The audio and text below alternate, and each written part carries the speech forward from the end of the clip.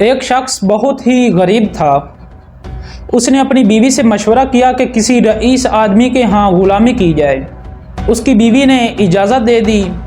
اس کی بیوی نے ابھی پہلا بچہ ہی نہیں پیدا کیا تھا کہ وہ اپنی بیوی کو بڑی جوانی میں چھوڑ کر چلا گیا تاکہ آنے والے بچے کا مستقبل بہتر بن سکے۔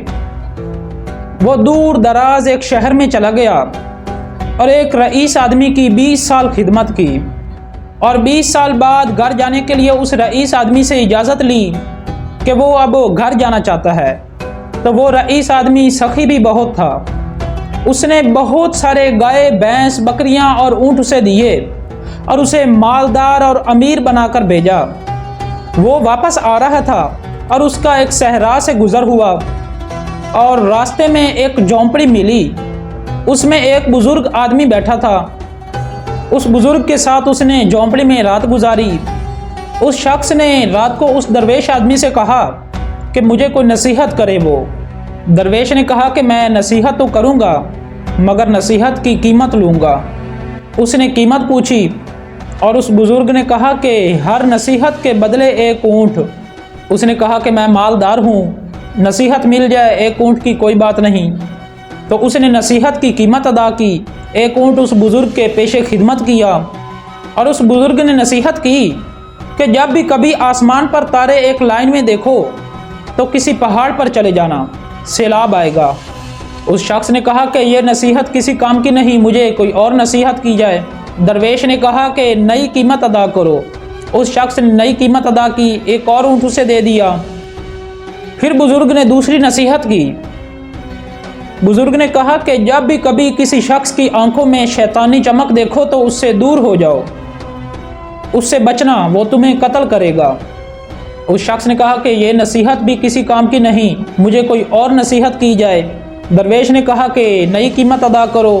اس شخص نے ایک اور اونٹ اسے دے دیا۔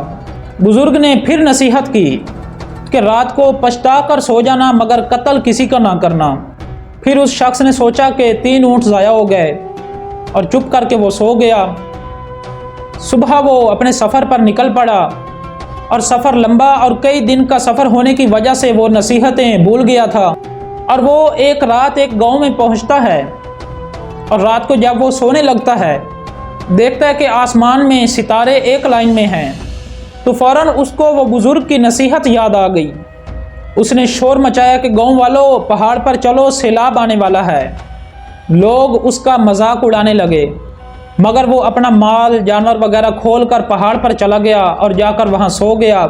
صبح جب اٹھتا ہے تو دیکھتا ہے کہ نیچے ہر طرف پانی ہی پانی، سیلاب آ گیا ہوتا ہے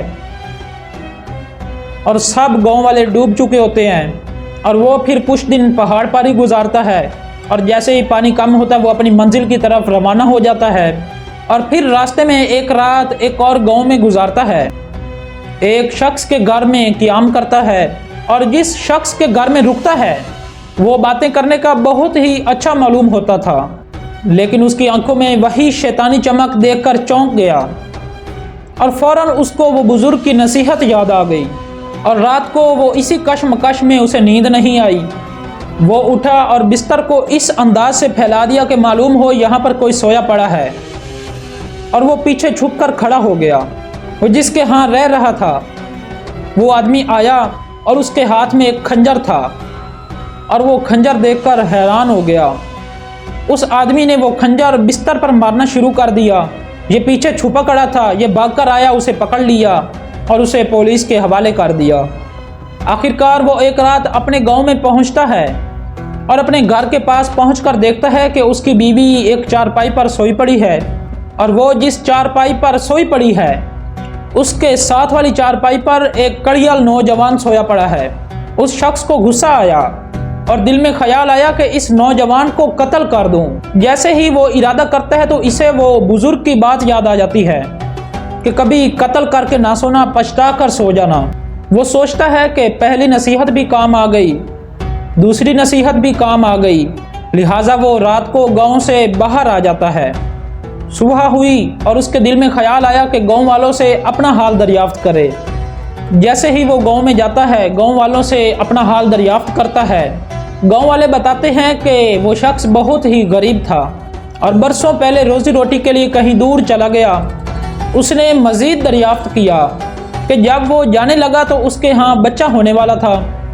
گاؤں والوں نے جواب دیا کہ ہاں بالکل، اللہ نے اسے بیٹا عطا کیا ہے اور اب وہ جوان لڑکا ہے۔ تو اس کے ذہن میں خیال آیا کہ رات کو جو نوجوان سویا ہوا تھا وہ اس کا بیٹا ہی تھا، جسے قتل کرنے کا خیال اس کے دل میں آیا تھا۔ وہ گھر گیا اور اپنے بیوی اور بیٹے سے ملا۔